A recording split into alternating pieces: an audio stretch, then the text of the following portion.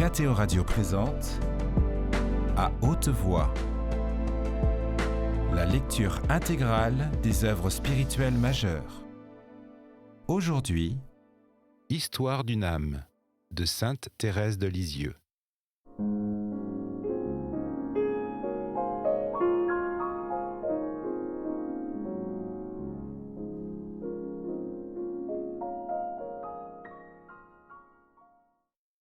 J'avais contemplé à mon aise la tête de la sainte, lorsque me retirant une des dernières, je m'aperçus avoir perdu ma ceinture. Je la cherchais au milieu de la foule. Un prêtre eut pitié de moi et m'aida. Mais après me l'avoir trouvée, je le vis s'éloigner, et je restai seule à chercher. Car j'avais bien la ceinture, mais impossible de la mettre, la boucle manquait. Enfin je la vis briller dans un coin.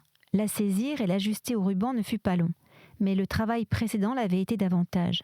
Aussi mon étonnement fut grand de me trouver seule auprès de l'église. Toutes les nombreuses voitures avaient disparu, à l'exception de celle de Monsieur Révéroni. Quel parti prendre ? Fallait-il courir après les voitures que je ne voyais plus, m'exposer à manquer le train et mettre mon papa chéri dans l'inquiétude, ou bien demander une place dans la calèche de Monsieur Révéroni ? Je me décidai à ce dernier parti. Avec mon air le plus gracieux et le moins embarrassé possible malgré mon extrême embarras, je lui exposai ma situation critique et le mis dans l'embarras lui-même, car sa voiture était garnie des messieurs les plus distingués du pèlerinage. Pas moyen de trouver une place de plus. Mais un monsieur très élégant se hâta de descendre, me fit monter à sa place et se plaça modestement auprès du cocher. Je ressemblais à un écureuil pris dans un piège, et j'étais loin d'être à mon aise, entourée de tous ces grands personnages, et surtout du plus redoutable, en face duquel j'étais placée.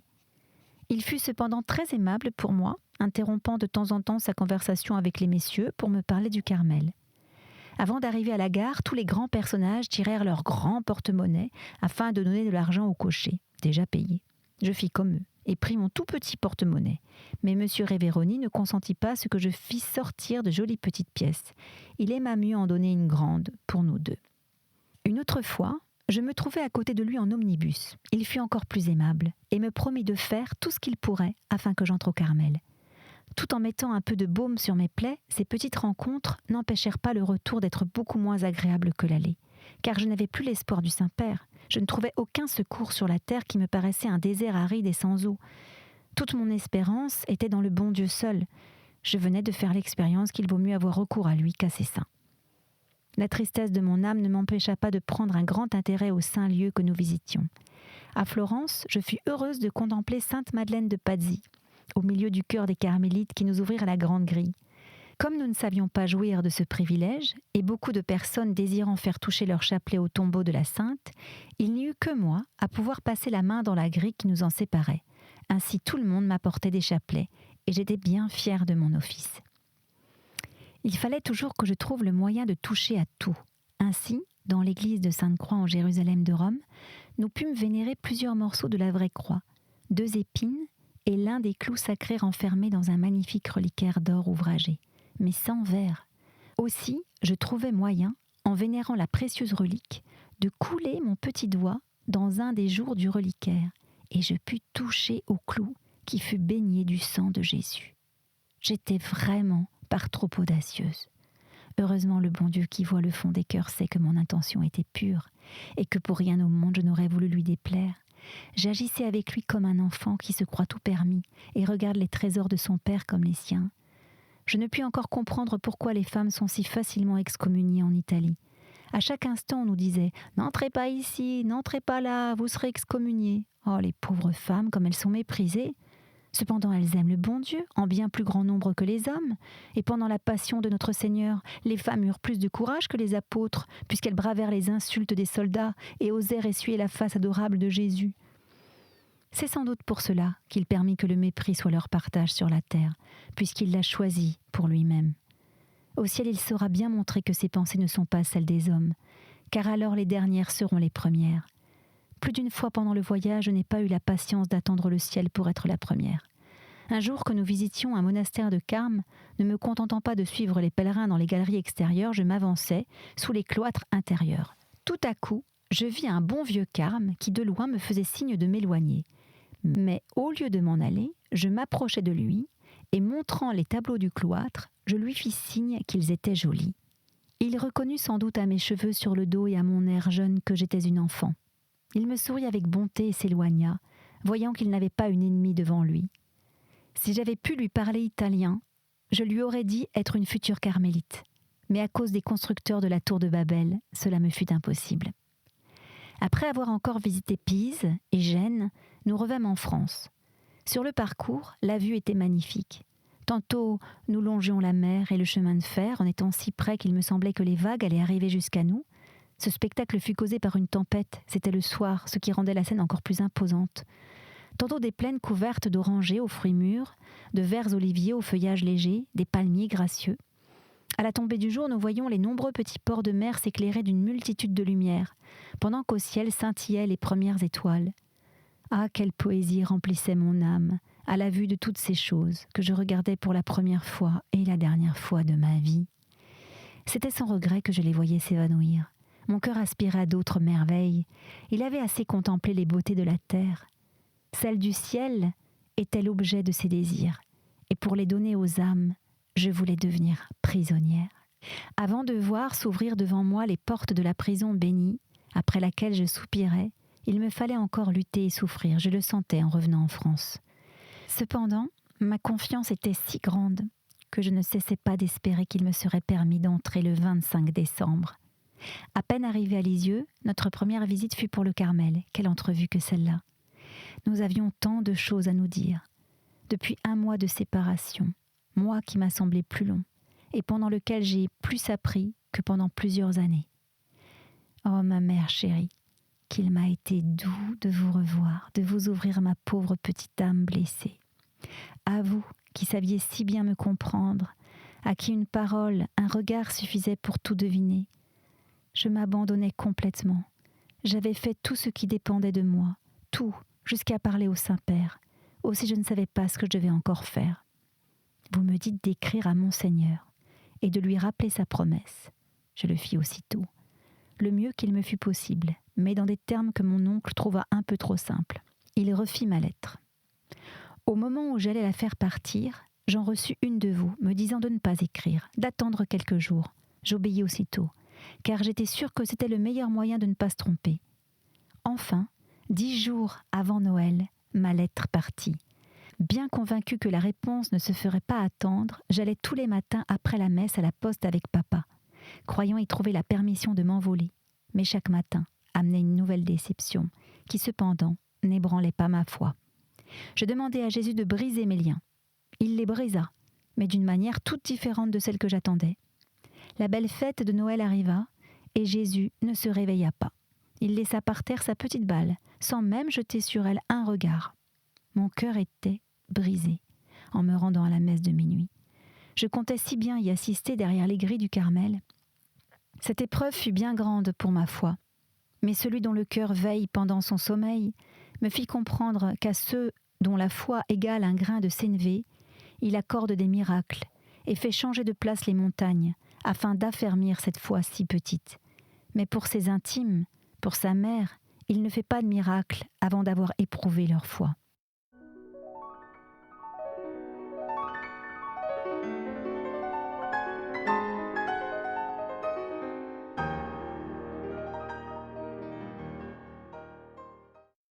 Ne laissa-t-il pas mourir Lazare, bien que Marthe et Marie lui aient fait dire qu'il était malade ? Aux noces de Cana, la Sainte Vierge, ayant demandé à Jésus de secourir le maître de la maison, ne lui répondit-il pas que son heure n'était pas encore venue ? Mais après l'épreuve, quelle récompense ! L'eau se change en vin, Lazare ressuscite. Ainsi Jésus agit-il envers sa petite Thérèse. Après l'avoir longtemps éprouvée, il combla tous les désirs de son cœur. L'après-midi de la radieuse fête passée pour moi dans les larmes, j'allais voir les carmélites. Ma surprise fut bien grande d'apercevoir, lorsqu'on ouvrit la grille, un ravissant petit Jésus, tenant en sa main une balle, sur laquelle était écrit mon nom. Les carmélites, à la place de Jésus, trop petit pour parler, me chantèrent un cantique composé par ma mère chérie. Chaque parole répandait en mon âme une bien douce consolation.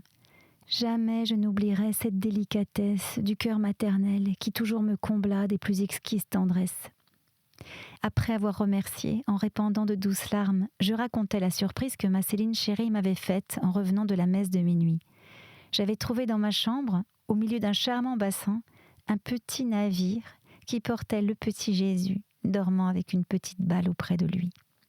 Sur la voile blanche, Céline avait écrit ces mots « Je dors, mais mon cœur veille ». Et sur le vaisseau, ce seul mot « abandon ». Ah, si Jésus ne parlait pas encore à sa petite fiancée, si toujours ses yeux divins restaient fermés, du moins, il se révélait à elle par le moyen d'âmes comprenant toutes les délicatesses de l'amour de son cœur. Le premier jour de l'année 1888, Jésus me fit encore présent de sa croix, mais cette fois, je fus seule à la porter, car elle fut d'autant plus douloureuse qu'elle était incomprise.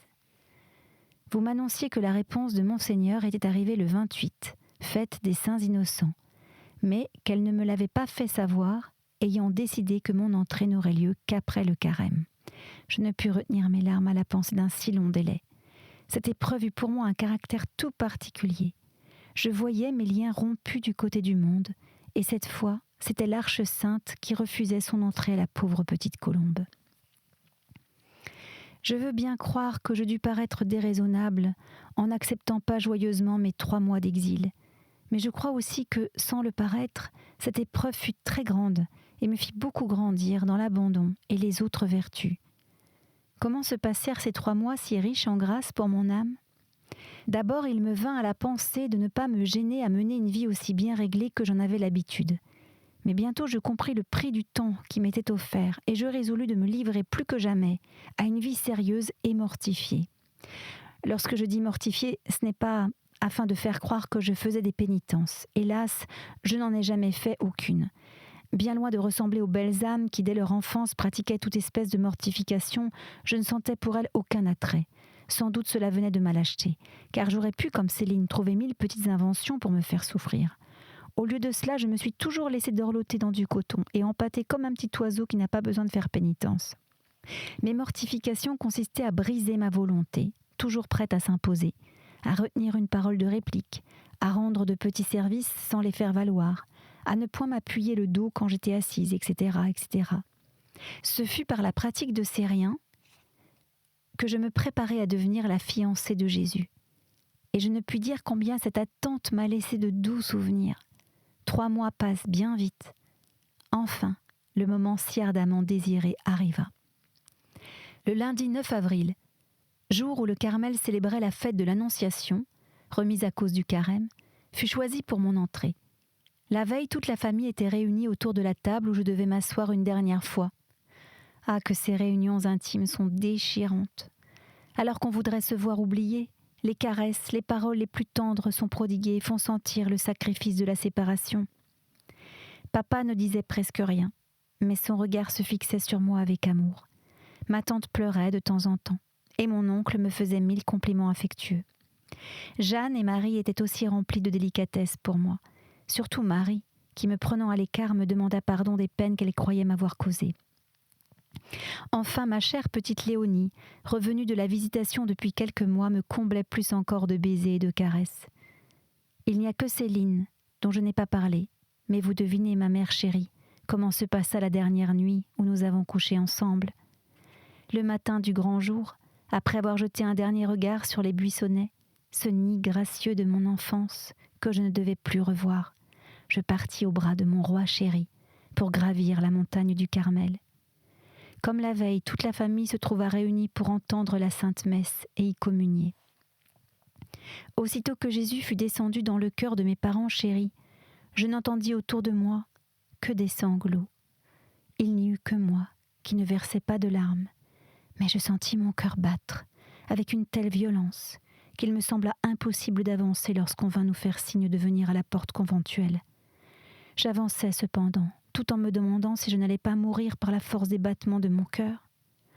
Oh, quel moment que celui-là! Il faut y avoir passé pour savoir ce qu'il est.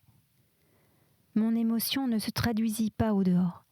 Après avoir embrassé tous les membres de ma famille chérie, je me mis à genoux devant mon incomparable père, lui demandant sa bénédiction. Pour me la donner, il se mit lui-même à genoux et me bénit en pleurant. C'était un spectacle qui devait faire sourire les anges que celui de ce vieillard présentant au Seigneur son enfant encore au printemps de la vie.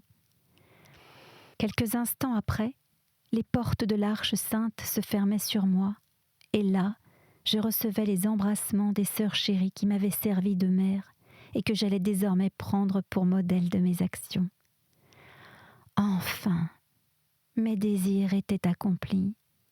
Mon âme ressentait une paix si douce et si profonde qu'il me serait impossible de l'exprimer. Et depuis 7 ans et demi, cette paix intime est restée mon partage. Elle ne m'a pas abandonnée au milieu des plus grandes épreuves. Comme toutes les postulantes, je fus conduite au chœur aussitôt après mon entrée.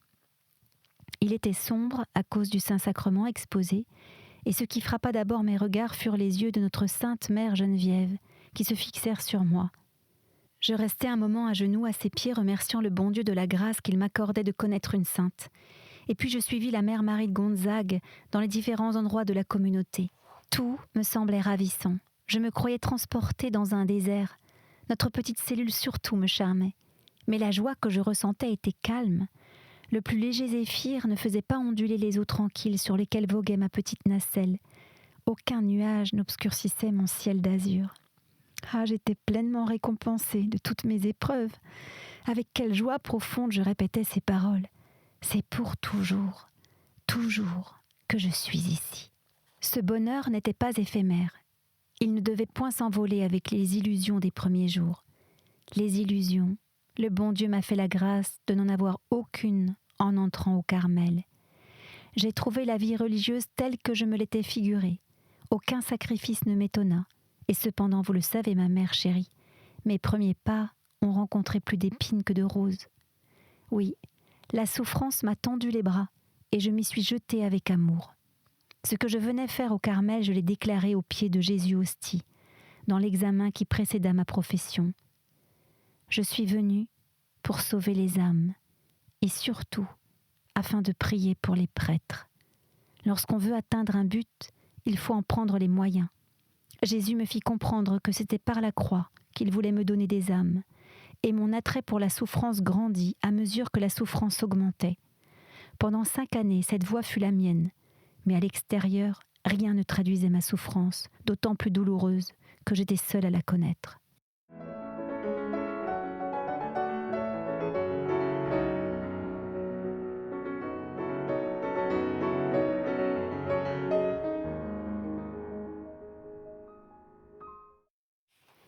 Ah, quelle surprise à la fin du monde nous aurons!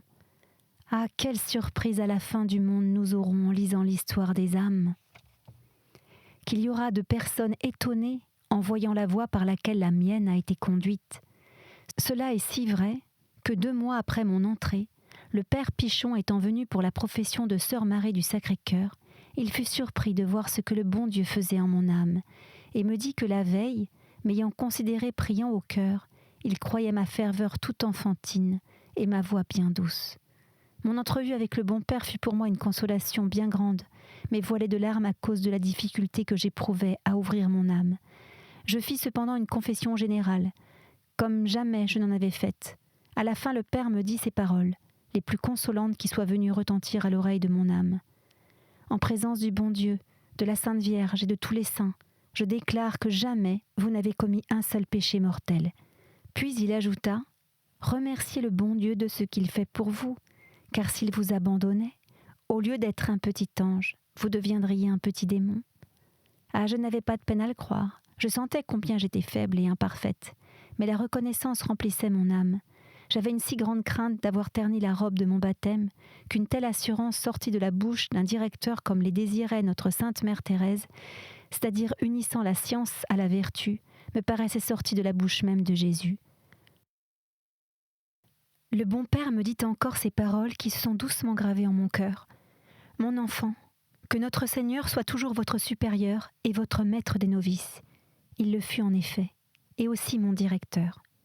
Ce n'est pas que je veuille dire par là que mon âme ait été enfermée pour mes supérieurs, à loin de là. J'ai toujours essayé qu'elle leur soit un livre ouvert. Mais notre mère, étant souvent malade, avait peu le temps de s'occuper de moi. Je sais qu'elle m'aimait beaucoup et disait de moi tout le bien possible. Cependant, le bon Dieu permettait qu'à son insu, elle fût très sévère. Je ne pouvais la rencontrer sans baiser la terre. Il en était de même dans les rares directions que j'avais avec elle. Quelle grâce inappréciable! Comme le bon Dieu agissait visiblement en celle qui tenait sa place. Que serais-je devenue si, comme le croyaient les personnes du monde, j'avais été le joujou de la communauté? Peut-être, au lieu de voir notre Seigneur en mes supérieurs, n'aurais-je considéré que les personnes, et mon cœur, si bien gardé dans le monde, se serait attaché humainement dans le cloître. Heureusement, je fus préservée de ce malheur. Sans doute, j'aimais beaucoup notre mère, mais d'une affection pure qui m'élevait vers l'époux de mon âme. Notre maîtresse était une vraie sainte, le type achevé des premières carmélites. Toute la journée, j'étais avec elle, car elle m'apprenait à travailler. Sa bonté pour moi était sans borne, et cependant mon âme ne se dilatait pas. Ce n'était qu'avec effort qu'il m'était possible de faire direction. N'étant pas habituée à parler de mon âme, je ne savais comment exprimer ce qui s'y passait. Une bonne vieille mère comprit un jour ce que je ressentais. Elle me dit en riant à la récréation « Ma petite fille, il me semble que vous ne devez pas avoir grand-chose à dire à vos supérieurs. »« Pourquoi, ma mère, dites-vous cela ? » ?»« Parce que votre âme est extrêmement simple. Mais quand vous serez parfaite, vous serez encore plus simple. Plus on approche du bon Dieu, plus on se simplifie. » La bonne mère avait raison. Cependant, la difficulté que j'avais à ouvrir mon âme, tout en venant de ma simplicité, était une véritable épreuve. Je le reconnais maintenant. Car sans cesser d'être simple, j'exprime mes pensées avec une très grande facilité. J'ai dit que Jésus avait été mon directeur. En entrant au Carmel, je fis connaissance avec celui qui devait m'en servir. Mais à peine m'avait-il admise au nombre de ses enfants qu'il partit pour l'exil. Ainsi, je ne l'avais connu que pour en être aussitôt privée. Réduite à recevoir de lui une lettre par an, sur 12 que je lui écrivais, mon cœur se tourna bien vite vers le directeur des directeurs, et ce fut lui qui m'instruisit de cette science cachée aux savants et aux sages qu'il daigne révéler aux plus petits. La petite fleur, transplantée sur la montagne du Carmel, devait s'épanouir à l'ombre de la croix. Les larmes, le sang de Jésus devint sa rosée, et son soleil fut sa face adorable, voilée de pleurs. Jusqu'alors, je n'avais pas sondé la profondeur des trésors cachés dans la Sainte Face. Ce fut par vous, ma mère chérie, que j'appris à les connaître. De même qu'autrefois vous nous aviez toutes précédées au Carmel, de même vous aviez pénétré la première les mystères d'amour cachés dans le visage de notre époux. Alors vous m'avez appelée, et j'ai compris. J'ai compris ce qu'était la véritable gloire. Celui dont le royaume n'est pas de ce monde me montra que la vraie sagesse consiste à vouloir être ignoré et compté pour rien, à mettre sa joie dans le mépris de soi-même. Ah, comme celui de Jésus, je voulais que mon visage soit vraiment caché, que sur la terre personne ne me reconnaisse. J'avais soif de souffrir et d'être oubliée. Quelle est miséricordieuse la voie par laquelle le bon Dieu m'a toujours conduite. Jamais il ne m'a fait désirer quelque chose sans me le donner. Aussi son calice amer me parut-il délicieux. Après les radieuses fêtes du mois de mai, fête de la profession et prise de voile de notre chère Marie, l'aînée de la famille, que la dernière eut le bonheur de couronner au jour de ses noces, il fallait bien que l'épreuve vînt nous visiter. L'année précédente, au mois de mai, papa avait été atteint d'une attaque de paralysie dans les jambes. Notre inquiétude fut bien grande alors. Mais le fort tempérament de mon roi chéri prit bientôt le dessus et nos craintes disparurent. Cependant, plus d'une fois pendant le voyage de Rome, nous avions remarqué qu'il se fatiguait facilement, qu'il n'était plus aussi gai que d'habitude. Ce que surtout j'avais remarqué, c'était les progrès que papa faisait dans la perfection. À l'exemple de saint François de Sales, il était parvenu à se rendre maître de sa vivacité naturelle au point qu'il paraissait avoir la nature la plus douce du monde. Les choses de la terre semblaient à peine l'effleurer. Il prenait facilement le dessus des contrariétés de cette vie. Enfin, le bon Dieu l'inondait de consolation. Pendant ses visites journalières au Saint-Sacrement, ses yeux se remplissaient souvent de larmes, et son visage respirait une béatitude céleste. Lorsque Léonie sortit de la visitation, il ne s'affligea pas. Il ne fit aucun reproche au bon Dieu de n'avoir pas exaucé les prières qu'il lui avait faites pour obtenir la vocation de sa chère fille. Ce fut même avec une certaine joie qu'il partit la chercher. Voici avec quelle foi papa accepta la séparation de sa petite reine. Il l'annonçait en ces termes à ses amis d'Alençon. « Bien chers amis, Thérèse, ma petite reine, est entrée hier au Carmel. Dieu seul peut exiger un tel sacrifice. Ne me plaignez pas, car mon cœur surabonde de joie. » Il était temps qu'un aussi fidèle serviteur reçût le prix de ses travaux. Il était juste que son salaire ressemblât à celui que Dieu donna au roi du ciel, son fils unique. Papa venait d'offrir à Dieu un autel. Ce fut lui, la victime choisie pour y être immolée avec l'agneau sans tache. Vous connaissez, ma mère chérie, nos amertumes du mois de juin, et surtout du 24 de l'année 1888. Ces souvenirs sont trop bien gravés au fond de nos cœurs pour qu'il soit nécessaire de les écrire. Oh ma mère, que nous avons souffert, et ce n'était encore que le commencement de notre épreuve. Cependant, l'époque de ma prise d'habit étant arrivée, je fus reçue par le chapitre. Mais comment songer à faire une cérémonie ? Déjà, l'on parlait de me donner le saint habit sans me faire sortir, lorsqu'on décida d'attendre. Contre toute espérance, notre père chéri se remit de sa seconde attaque et Monseigneur fixa la cérémonie au 10 janvier. L'attente avait été longue, mais aussi, quelle belle fête ! Rien n'y manquait, rien, pas même la neige. Je ne sais pas si, déjà, je vous ai parlé de mon amour pour la neige. Toute petite, sa blancheur me ravissait. Un des plus grands plaisirs était de me promener sous les flocons neigeux. D'où me venait ce goût pour la neige ? Peut-être de ce qu'étant une petite fleur d'hiver, la première parure dont mes yeux d'enfant virent la nature embellie, dut être son blanc manteau. Enfin, j'avais toujours désiré que le jour de ma prise d'habit, la nature fût comme moi, parée de blanc. La veille de ce beau jour, je regardais tristement le ciel gris d'où s'échappait de temps en temps une pluie fine, et la température était si douce que je n'espérais plus la neige. Le matin suivant, le ciel n'avait pas changé. Cependant, la fête fut ravissante, et la plus belle, la plus ravissante fleur était mon roi chéri. Jamais il n'avait été plus beau, plus digne. Il fit l'admiration de tout le monde. Ce fut son jour de triomphe, sa dernière fête ici-bas. Il avait donné tous ses enfants au bon Dieu. Car Céline, lui ayant confié sa vocation, il avait pleuré de joie et était allé avec elle remercier celui qui lui faisait l'honneur de prendre tous ses enfants. À la fin de la cérémonie, Monseigneur entonna le Te Deum. Un prêtre essaya de faire remarquer que ce cantique ne se chantait qu'aux professions, mais l'élan étant donné, et l'hymne d'action de grâce se continua jusqu'au bout. Ne fallait-il pas que la fête fût complète, puisqu'en elle se réunissaient toutes les autres ? Après avoir embrassé une dernière fois mon roi chéri, je rentrai dans la clôture.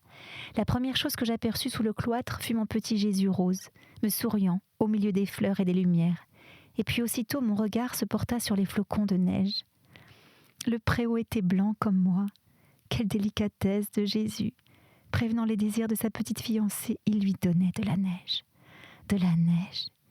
Quel est donc le mortel, si puissant fut-il, qui puisse en faire tomber du ciel pour charmer sa bien-aimée ?